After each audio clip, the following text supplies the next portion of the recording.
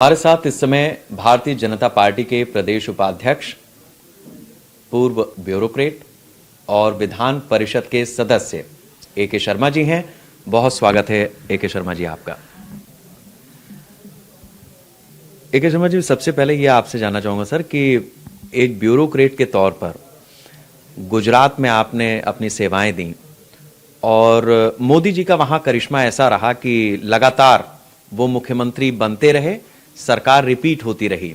फिर आप केंद्र में जब आए तो वहां पे भी सरकार रिपीट हुई 2019 में, और अब आपके ऊपर जिम्मेदारी है, चूंकि अब आप ब्यूरोक्रेट से राजनेता हो गए हैं, कि बीजेपी की सरकार यहां रिपीट हो।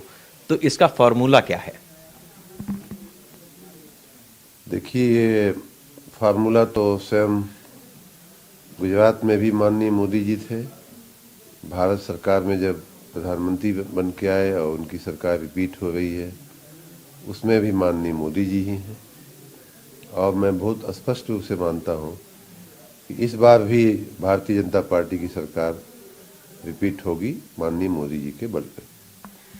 माननीय मोदी जी का करिश्मा 2001 से मैं देख रहा हूं और वो बरकरार है। इतना ही नहीं, बल्कि दिन प्रतिदिन और मजबूत होता जा रहा है और बढ़ता जा रहा है। उनकी खुद की मेहनत और लगन, निष्ठा, राष्ट्र के प्रति प्रेम, जनता के प्रति प्रेम है और ईश्वर की कृपा है।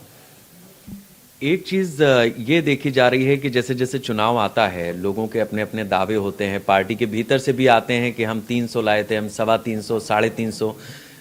आप लोग पहले से पता लगा लेते हैं कि सत्ता का झुकाव किस तरफ है। ये प्रशासनिक अधिकारियों की खूबी रहती है।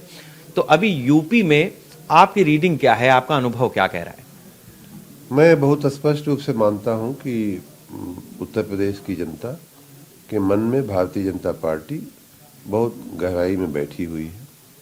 माननीय मोदी जी बहुत गहराई में बैठे हुए हैं।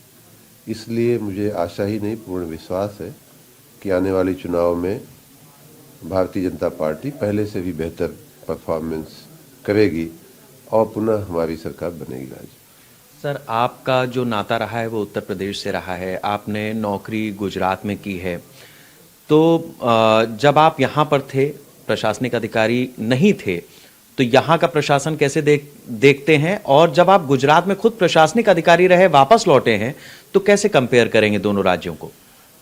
दोनों राज्यों की डायमेंशन में फर्क है। गुजरात छोटा राज्य है, उत्तर प्रदेश बड़ा राज्य है। समस्याओं में भी फर्क है। ये ज़्यादा रूरल ओरिएंटेड स्टेट है, वहाँ थोड़ा इंडस्ट्री है, ट्रेड है। तो दोनों की फ्लेवर जो है थोड़ी अलग अलग है। लेकिन बेसिकली गुड गवर्नेंस एक ऐसी चीज़ है, ऐसी चाबी है कि हर जगह हर परिस्थिति में आवश्यक होती है, जनता उसे पसंद करती है। और मैंने जैसा आज रैली में भी कहा, Bharatiya Janata party good governance देने की क्षमता रखती है, जिम्मेदारी से काम करती है, जिम्मेदारी से अपने सरकारी तंत्र से काम लेती है।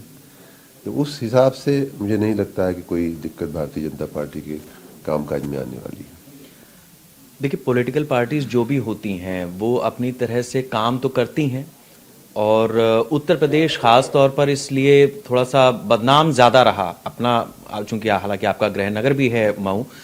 उत्तर प्रदेश इसलिए बदनाम ज़्यादा रहा कि यहाँ पे विकास के साथ साथ मलाई भी खूब काटी गई, और ब्यूरोक्रेट्स का यहाँ पर अपना एक तरीका है। उनके बारे में तो यहाँ तक कहा जाता है कि सरकारें वही चलाते हैं। आपका अनुभव क्या है यहाँ पर, जो आप अब एक राजनेता के रूप में देख रहे हैं? ब्यूरोक्रेसी एक ऐसी मशीन है, मेरा अपना खुद का अनुभव जो कहता है, वो लोकतंत्र में राजनीति से चलती है। और जैसा राजनीतिक नेतृत्व होता है, उस हिसाब से ब्यूरोक्रेसी अपने आप को ढाल लेती है या उस हिसाब से बिहेव करती है। मैंने अपना जो मेरा पहला अनुभव था यहाँ की ब्यूरोक्रेसी के साथ काम करने का, वो था कोरोना काल में, जब मैंने वाराणसी में काम करना शुरू किया। तो वही ऑफिसर, वही ब्यूरोक्रेसी, वही डॉक्टर, वही नर्सें, बहुत अच्छा रिजल्ट उन्होंने दिखाया। मुझे लगता है कि किसी को दोष देना उचित नहीं है, उसे दिशा देना आवश्यक होता है, और वो जब दिया जाता है तो काम करता है। धन्यवाद आपका। कोविड पीरियड में काफ़ी अच्छा आपका काम रहा और उसके बाद लगातार अब जिस तरह से चीज़ें आगे बढ़ रही हैं, आज हमने आपके रैली में भी देखा कि पूर्वांचल के साथ साथ पश्चिम, मध्य, उत्तर प्रदेश सब जगहों से लोग आए हैं।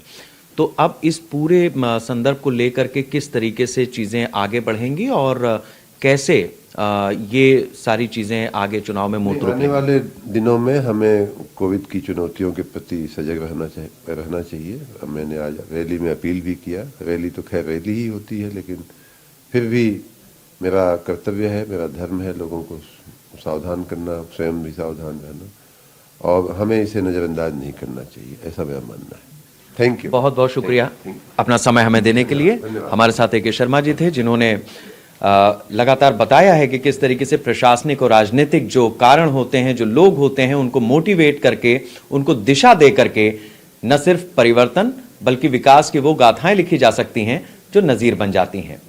राज बिष्ट के साथ शेखर त्रिवेदी, न्यूज़।